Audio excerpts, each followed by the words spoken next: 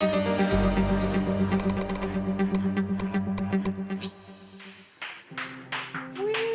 Here she goes. Samantha, put it on. Good girl. Show mommy. How pretty. Mommy. A few months before my mom gave birth to me, she started writing a diary.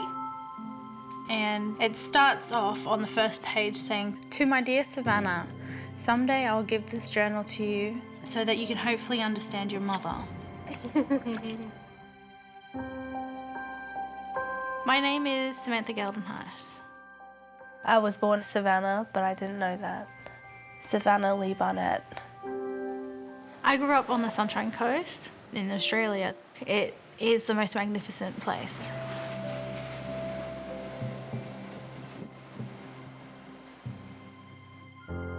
I knew my mom as Alex my entire life. Stop it. I love someone else. But in reality, she wasn't Alex at all. She was Lee. Come on. Lee Barnett. In April of 1994, I got a phone call that my dearest friend, Lee, had disappeared. I thought, oh no, don't let this be true. I never imagined that my good friend Lee would be the subject of an international manhunt. Our investigations spanned the United States and the globe. We searched Belize, Central America, and South Africa. Dorothy Lee was very equipped running from the law. She thought about this, she was planned, she was determined. I feel the FBI and every other law enforcement agency underestimated me. The FBI more than met their match when they tangled with Dorothy Lee Barnett. Welcome to Malaysia. This is our home. Did you at all think, I'm gonna get caught? They're gonna get me? Every day. Every day. I thought this was going to be one of those unsolved mysteries that would never be solved. Samantha, we're going to Singapore in a couple days. Until 2011, when we had the tip that she was living in Australia. I remember getting a call when I was up at school, and my mom needed me to jump on a plane and come down because she was getting arrested. 2 decades later, authorities have arrested her in Australia. When I heard that Alex wasn't Alex, Let's see Alex. Where's Alex? I was absolutely gobsmacked and amazed. I thought, wow, what a girl. Happy New Year! I realized it was all up, Merry Christmas. that they'd found me, I love you more than life itself, your special mummy. and I knew that I'd have to face the consequences, what I did 20 years before.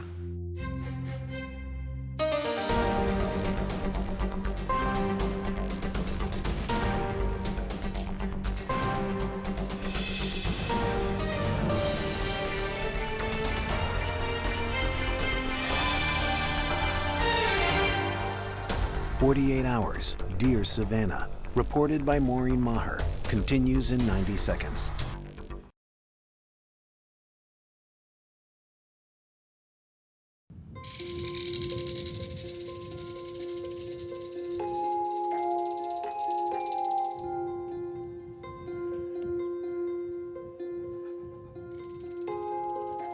She's written, "I've always loved the name Savanna. It reminds me of great beauty. It also reminds me of my home, and someday it'll hopefully be yours too." The endless reeds, the shrimp, the blue herons.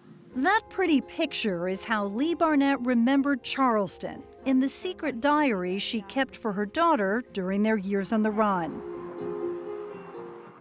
A very different Charleston, South Carolina, than what she returned home to.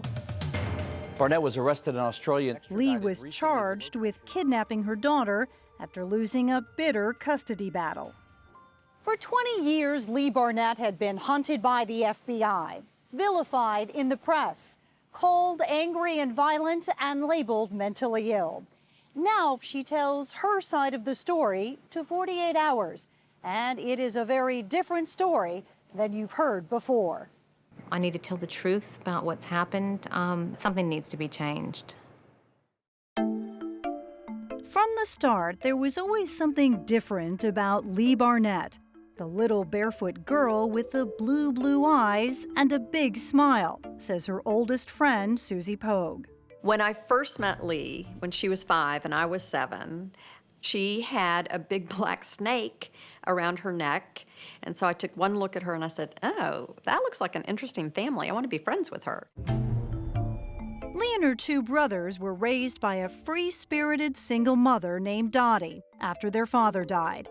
They didn't have much money. Dottie lived on her husband's Social Security. But they had plenty of adventures, says Lee's brother Cliff. We had to learn how to do things with no money and no resources and get by and do things on the fly. A kind of Swiss Family Robinson, traveling between South Carolina, Florida, and the jungles of Belize. They were really living an Indiana Jones lifestyle before there was an Indiana Jones. In Belize, they were in the jungle, living with local families. Lee inherited her mother's love of adventure. At one point, traveling deep into Africa with Susie.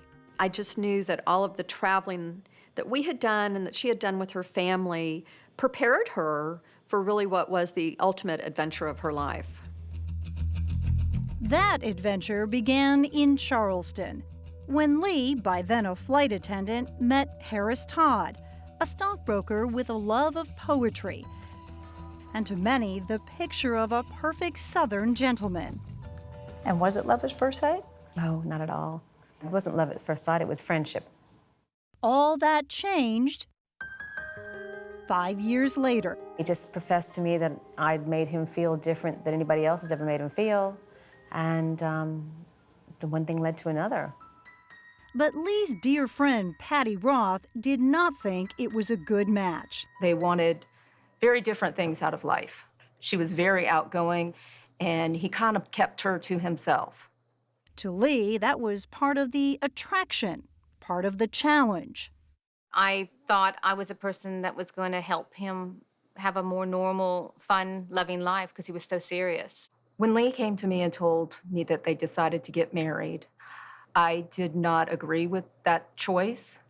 Lee wanted children. Harris was very clear to everyone that he never wanted children. Why would you marry a man who didn't want to have kids? I don't know. I just thought that I was going to do something and he would change and we'd have this wonderful family. And I just had this crazy dream that I'd make everything right. She could not have been more wrong. When she told him that she was pregnant is when all the problems started between the 2 of them. He kept saying over and over throughout my whole pregnancy, there is no baby. Even when I was 8 months pregnant. There is no baby. There is no baby.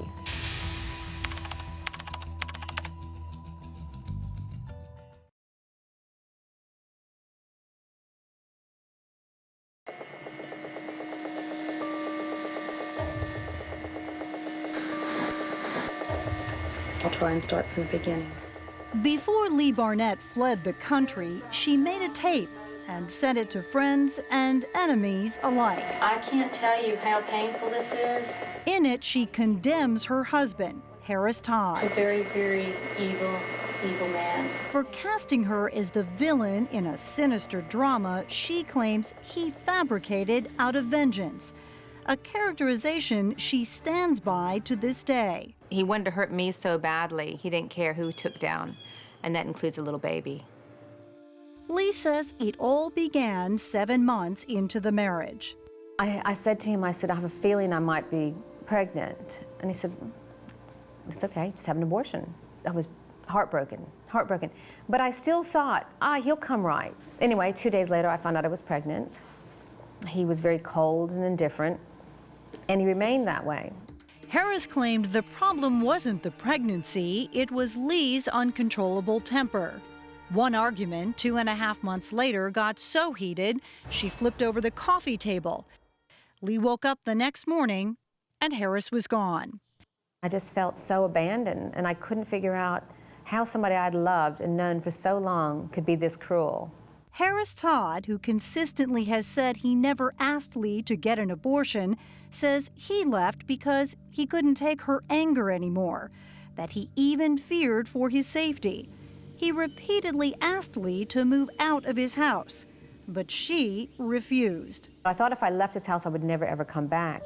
She really wanted the marriage to work. She did everything within her power to get Harris to come back, including going to marriage counseling. Lee's mother suggested a psychiatrist named Dr. Oliver Bjorkston. Lee says, to her surprise, Harris agreed to go. I made the appointment for both of us. Lee says what happened in those appointments would change her life. She walked in hoping to save her marriage. Instead, she walked out with a diagnosis on the bipolar spectrum. Dr. Bjorkston said Lee had something called hyperthymic temperament, a condition characterized by dwelling, blaming, and temper outbursts, a condition he wanted to treat with medication. Did you ever have any history of mental illness? I've never had any mental illness.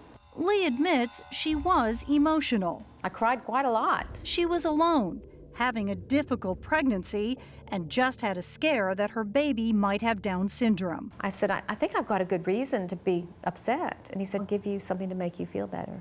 Dr. Bjorkston prescribed Navain. Lee talked to a doctor friend who said it's an antipsychotic drug and advised her not to take it. And I took 3 tablets by then. Then Lee discovered something else, something that terrified her. Harris Todd and her own mother had contacted Dr. Bjorkston before she had ever even heard his name. So you're saying that Harris went to Bjorkston first, telling Bjorkston what he said was going on. Yeah. And you were under the impression that Harris had never met him before. Never met him. We both walked in and they both introduced themselves and said, it's nice to meet you. Harris has said he was only trying to get help for his wife. But Lee believes Harris was setting her up, spinning an elaborate tale of an unstable wife with a violent temper, even convincing her mother of it. For what purpose? To save his face for walking out on his pregnant wife. I mean, the physical violence is one thing. The mental instability is another. 48 Hours has been covering this story since 1999. Harris Todd denied our recent requests for an interview, but back then, he told us Lee was a ticking time bomb. You never know whether you're going to come through the door and have a flower pot launched. A danger not only to him, but to herself. Came down the hallway, and there she is, sitting there banging her head against the wall. Did you bash your head against the wall one night to the point that the lights were flickering on and off? I've never, ever bashed my head against the wall. Harris said he was so afraid of you that he feared for his life. Yeah. Did you threaten him? Never, once. Slap him? I slapped him once. Hit him? Never. Lee admits she did get angry. Angry enough to throw planters off the porch and push over that coffee table. But she says Harris was the threatening one, making menacing phone calls throughout the entire pregnancy. He would say to me all the time, you're sick. Look in the mirror, see your face, it's contorted, you're insane, you're insane. And he just kept saying, you're sick, you're crazy, over and over again. Patty says she was listening in when Lee got one of those calls. He totally changed, and his Southern charm turned into just sheer hatred towards Lee. When she was 7 months pregnant, Lee filed for divorce. Harris countersued, claiming that Lee was so abusive he was suffering from post-traumatic stress disorder. I've never seen her violent. She's not a moody person. We never had an argument, and we were together constantly. Patty was by her side when she gave birth to Savanna. Savanna was born a beautiful, beautiful baby girl, just healthy as can be. Lee was thrilled beyond words. She was amazing. But that happiness wouldn't last for long. When Savanna was 2.5 months old, her parents' divorce would take another turn. Harris sued for custody. Now the bitter battle would get even uglier, with plenty of mudslinging from both sides. Lee says Harris wanted to take her baby to punish her. Harris said he loved Savanna with all his heart. He said she was promiscuous. She said he was gay. She stalked him. He lied. The list went on and on. But in the end, it came down to one not-so-simple question. Was it in Savanna's best interest to be with her mother or her father? Dr. Oliver Bjorkston was called as a witness for Harris Todd. How damaging was his testimony to your case? Damaging is probably not the right word. He was life-destroying. Dr. Bjorkston, who also declined to be interviewed, testified that the condition he diagnosed Lee with is associated with violence, that he had seen people with Lee's degree of dwelling do things which are quite serious. I absolutely never saw any signs of mental illness. Lee's friends took the stand, painting a very different picture. I saw distress from having somebody try and fight you and take your baby away. And so how hard is it to prove that you are not crazy? It's impossible. The more you claim you're not mentally ill, the crazier you sound, because people look at you as a mental ill person then. And Lee says there was plenty of evidence that she was not crazy. 2 respected psychiatrists testified that there was nothing wrong with her and that she certainly did not need antipsychotic drugs. But then another expert was brought in as a so-called tiebreaker to see if Lee really did have hyperthymic temperament. After evaluating Lee, he said she did have the condition.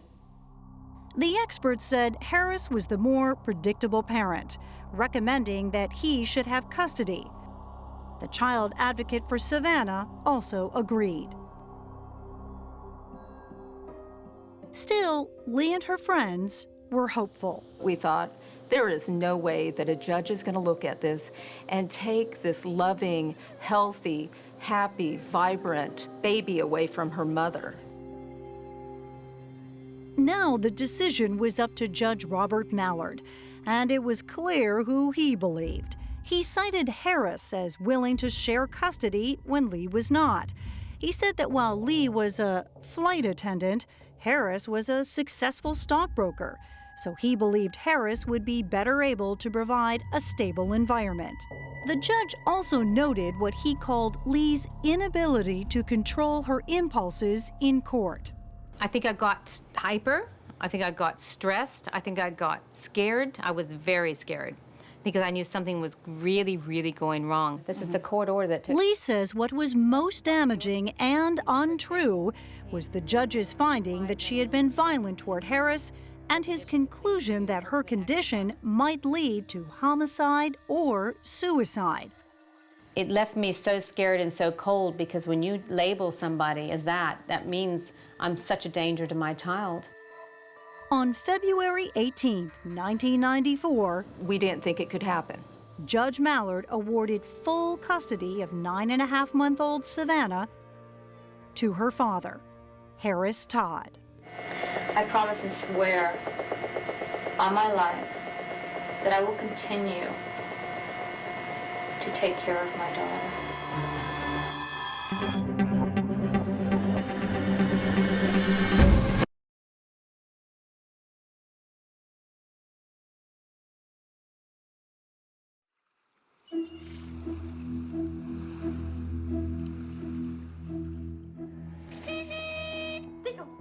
The little girl was her life, and everything I witnessed, she was a fabulous mother. She really, really was. It was hard to believe that it could even happen. Lee's friends were still reeling from the judge's decision. The decision, in my view, was totally unjust. Gordon King. It was beyond my comprehension to know that they were going to remove the child from her. Harris came to get Savanna the very same day he was awarded custody. When they came and took her is when I lost it. And I just went to the bathroom and sat in the bathtub and cried. Lee says what worried her the most was something Harris had said in court. that he would take his daughter to a psychiatrist as young as 3 years old if he saw any signs of her mother's illness. It sounds like what you're saying, Lee, is you were afraid Harris Todd was going to do to this baby girl what he had done to you. Yeah. I knew as a grown woman, if I couldn't prove that I wasn't mentally ill, how can a 2 or 3-year-old?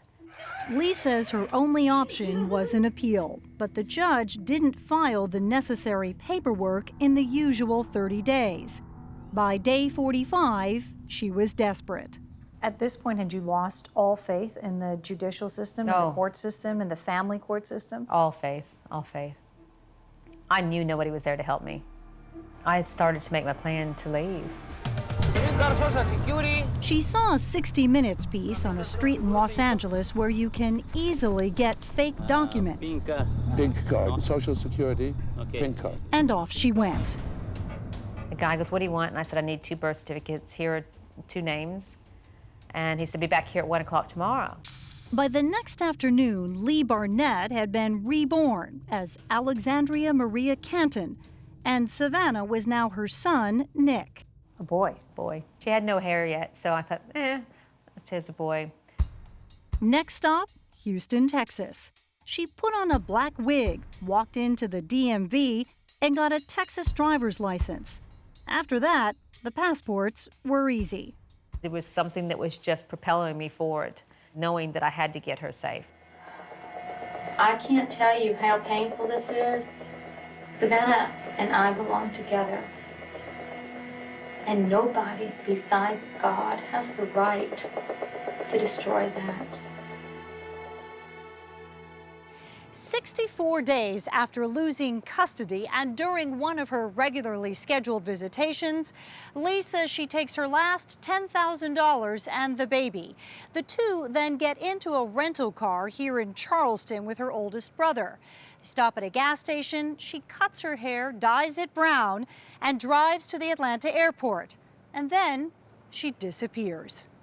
What time on Sunday were you supposed to return Savanna? It was 6 o'clock at night. And where were you at 6 o'clock that night? Oh, I would probably be in France by then, in Paris. And did that make you nervous, or did you get a little smile? Oh, I don't think I ever smiled. I never wanted to take it for granted. Every second I had of freedom was never taken for granted. But did you feel free? I mean, you were on the run. Were you free?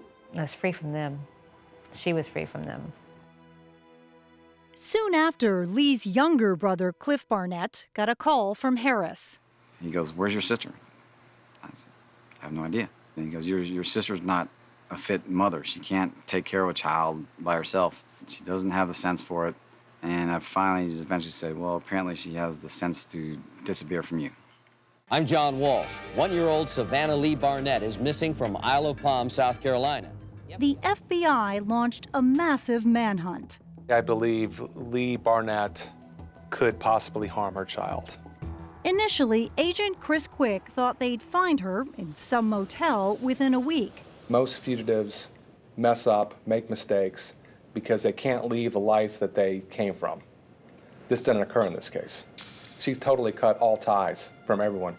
I had no idea where she went, who she was with, what she was doing. Lee and Savanna ceased to exist. From then on, it was Alex and the baby she renamed Samantha. How do you leave your family, your friends, your country, never pick up the phone, never be in touch, just walk away from it? It broke my heart. It killed me. We thought about her all the time. She was never far from our thoughts. We always tried to keep pictures of Savanna around the house, and this was one of our favorites. In my mind, I knew she was fine. I'm talking about somebody that can adapt and survive. Alex's first stop, Malaysia.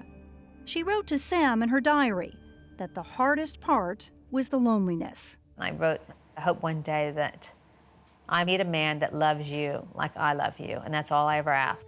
7 months later, she did, in South Africa, her next stop on the run. There, she met an engineering geologist named Johan Geldenhuis. She told him everything. And they married a few months later. I got married to him because he was madly in love with my daughter. Soon, Samantha had a baby brother named Reese. and the family moved to Botswana. We had giraffes walking outside our house and on the streets, and buffalo and all that sort of stuff around everywhere. It was just really, it was fun all the time. While Alex Geldenhuis was growing her family in Africa, back in Charleston, Harris Todd was grieving the daughter taken from him by Lee Barnett. It was done to hurt me. It was not done to save Savanna. It was done to hurt me. He says he had wanted a family, and he wanted his daughter. I can't believe it. How could something like this possibly happen? How could it possibly happen? How could she be here and then be gone? Hear more from Lee Barnett's Charleston friends on Facebook at 48 Hours.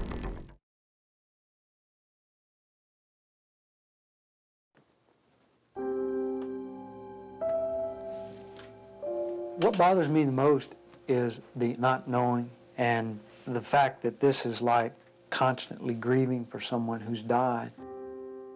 5 years after Lee Barnett vanished with his daughter, Harris Todd decided to take matters into his own hands. Nothing else has worked. I'm going to go look for her myself.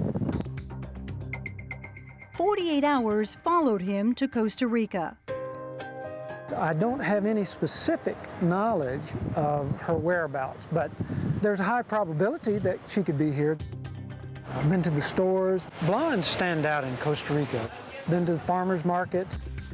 I want to go up and look at a school. I think it's worthwhile going up there to have a look. If I have to spend the rest of my life doing this, so be it. That would put the child in a great deal of danger. Harris also went on national TV shows, determined to keep his daughter in the news, as well as her mother, who, according to him, was a very ill, A bipolar affective disorder, also known as manic depressive illness. very violent, She would hit me in the side of the head with her fist. and in this recreation, a very dangerous woman. I've got the pleadings ready for filing in your tort action.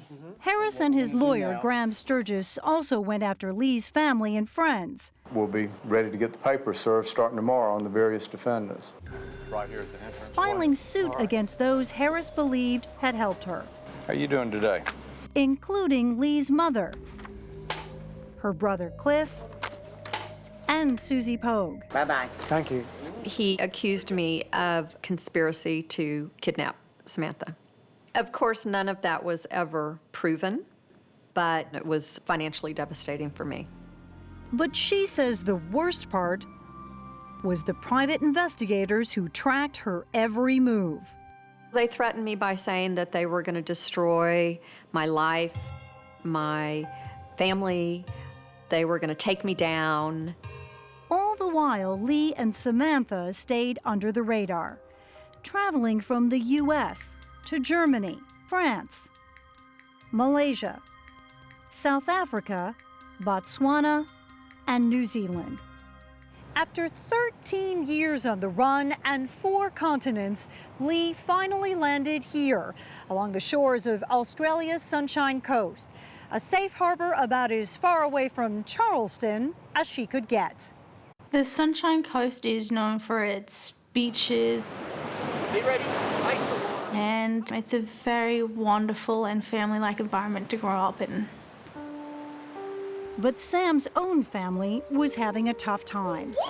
The man she adored and believed was her father had fallen in love with another woman, ending her parents' marriage. How did it impact your mother? She stayed strong, she stayed resilient, and she was a great single mother. The doors were always open, everyone was always welcome. There was one door that remained closed, the door to her mother's past. When she talked about America, she loved it. But at the end of the day, you can see in her eyes. And if you know and you love someone well enough, you can see when they're hurting. And it's not for me to sit there and go, well, get sadder and tell me more and tell me why. And I deserve to know, because I didn't. You know, I trusted that when she wanted to tell me, she'd let me know. That day finally came. Samantha, how old are you? I'm 4. 4. 8. 19 years after they boarded that plane into the unknown. I was on the telephone at 7:30 in the morning, and there was a big pounding on my door, and I was still in my pajamas. And I opened the door, and this man was standing there with guns, and he said, "I'm here with a warrant for your arrest." Alex Geldenhuis had finally made a mistake. She confided in the wrong friend. That friend contacted Harris Todd. With the one missing piece of the puzzle, says Assistant U.S. Attorney Nathan Williams, her name. All we really needed was a way to identify Miss Barnett under her alias, and once we had that information, it was very easy for us to then find the paper trail. But it took 2 years to work a deal between the two countries. A deal that eventually led federal agents to this little house in Mooloolaba. One of the agents said to me, "You must be really relieved," but I wasn't relieved. I knew that my life would change, my children's lives would change. It could not have been a worse time. 1 week earlier, their dad had died from bone cancer. I'm very lucky to be able to say the last thing I said was, "I love you." Because people don't get that. Now she and Reese faced losing their mother to prison. My mum was sitting on the couch with 2 FBI agents next to her. I said, "Mum, what's going on?" And she took me to another room and just told me everything that happened and told me I got to trust her, and of course I did. Next, she called Sam, away at university studying to be a nurse. I said, "Sam, you know how we never had communication with the family and friends in the U.S.? He said, "Yeah." I said, "Well, I was married before, and I'm going to jail now because I am accused of kidnapping." I said, "I had to keep you safe all those years ago." I had to call her back and say, "Wait, does that mean that Dad wasn't my dad?" And then she started crying, and I started crying. Alex Geldenhuis, a.k.a. Lee Barnett, was taken to a jail in Brisbane. The next day, FBI agents sat Samantha down and began to tell her the story of the beginning of her life. And that's when I learned where I was born. I learned Savanna. I didn't know anything before that. She learned about Harris Todd and her mother's bitter backstory. Every characteristic they said that my mother had was wrong and incorrect. Every single thing, I mean, they told me. Like what? What kind of things? Like she had bipolar. I mean, that was the most incredibly confronting thing, and I felt very rude because I just laughed in their faces. That was the first time you ever heard that accusation? Yeah, I had to laugh, and I said, "Whoa, you're wrong." Perhaps most disturbing, agents told her they had feared her mother would hurt her. Did your mother ever hurt you? No. Did she ever hit you? No. Was she abusive to you? No. A friend in Mooloolaba, Bruce Michelle, was equally perplexed by the version of his friend he read about in the court order. And I thought, wow, this is not the person we knew. Bruce and Sam set out to read every document, every transcript relating to the case. It's like a novel that is so sickening that you can't put down. It's been a terrible, terrible injustice, and somebody should go to jail. And he says it shouldn't be Lee.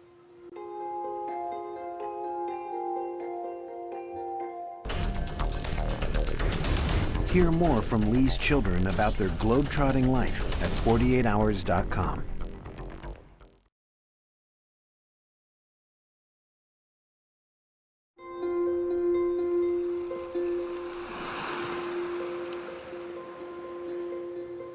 The time had come for Lee to tell Samantha about the diary she'd kept hidden all these years. Sam opened the book of secrets and began to read. I'm having difficulty writing because I'm very scared. I can only wait, though, and pray. It's not our time to be found. With each page, a new understanding of her mother. If you think about every single little thing that she has gone through, I've lived this wonderful life, and she did everything she could and more to just keep me safe. Now it was Sam's turn to protect her mother. She is the most important thing, and she was, and she has been, and she still is. You could just run through. Sam and Bruce collected affidavits from supporters across 4 continents. Friend Carrie Gazard. Everybody's heart went out to her. Everybody was behind her, 100%. There was not a doubt at all, anywhere. For 10 months, Alex and her supporters desperately fought extradition. But in fall of 2014, she was forced to leave her Australian paradise behind and return to the place where it all began, here in Charleston. But this time, she would be at the federal courthouse, charged with international parental kidnapping and 2 counts of passport fraud, crimes that could put Lee behind bars for 23 years. Lee was denied bail while awaiting trial. Prosecutor Nathan Williams. It's not complicated. You can't take the law into your own hands and flee the country with a child because you don't like the result from a divorce hearing. Lee acknowledges she broke the law by getting those fake passports, but says she is not guilty of kidnapping. You do not think that you broke the law by taking her out of the country? No, the law was broken when a corrupt court system took that baby from me and took her mother away from her. In your mind, you did not kidnap her? She's my daughter.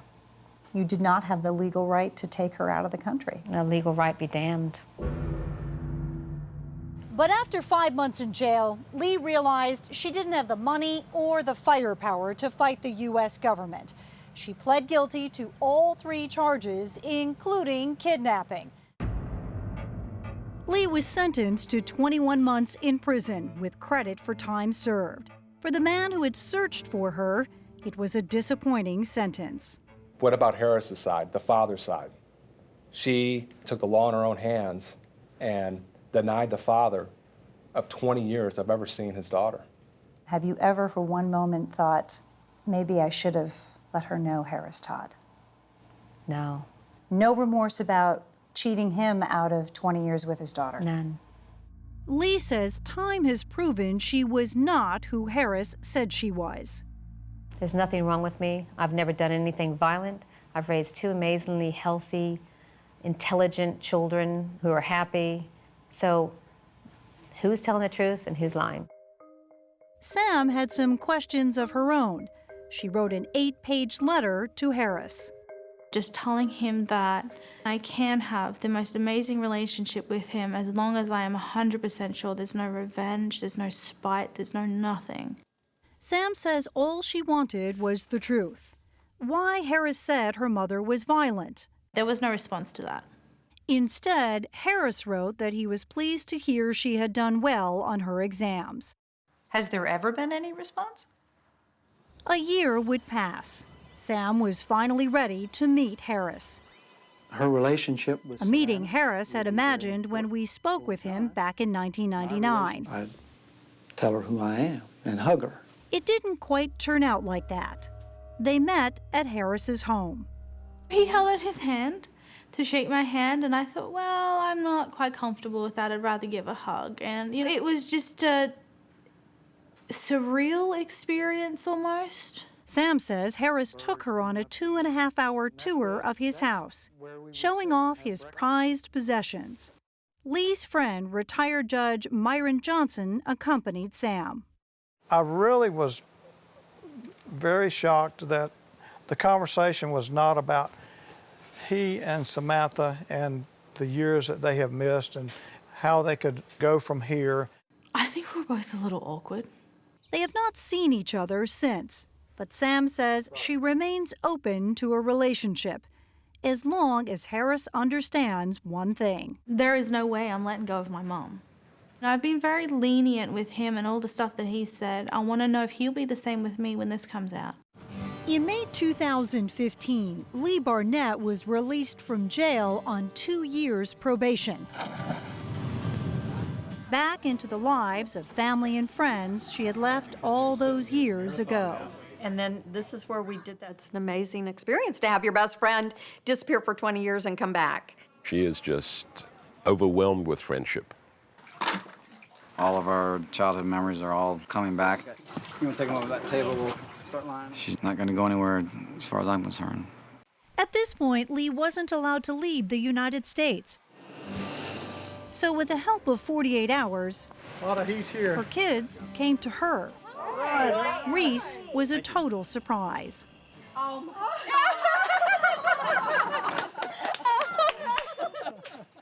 The first time I got to hug her after she got out of prison, she never let go of me. I think she cried. And Sam hadn't seen her mother in 9 months. Oh, I love you so much. My mother and I have this incredible thing to know that we love each other, and a continent, you know, or an ocean isn't going to separate us. Over 2 decades ago, Lee Barnett married Harris Todd, hoping to have a happy life together. Instead, it became a marriage measured in loss. A father lost 20 years with his daughter. A mother lost her home, her friends, and her family. A story of hurt, anger, and despair. But also a story of love. Dear Savanna, I just want to let you know how loved you are. You and I will be fine, more than fine really. We'll be great. And we'll get through this. Please always know that having you is the most important thing in my entire life. You'll always be my little girl. We've made it. Sweet dreams. Love, Mommy.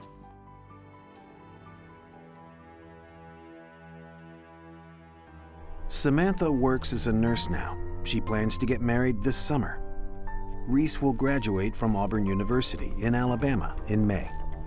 Lee has written a memoir, which will be published this spring in Australia.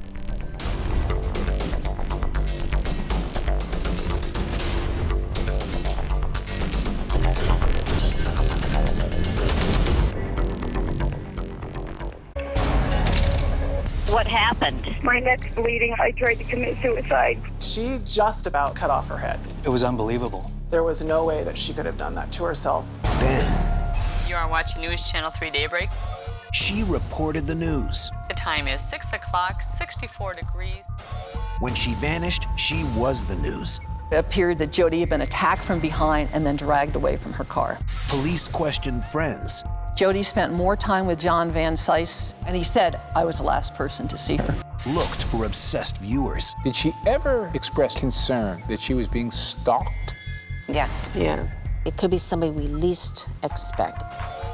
23 years and counting. Somebody knows something. Is it you? A cold case heats up. Saturday,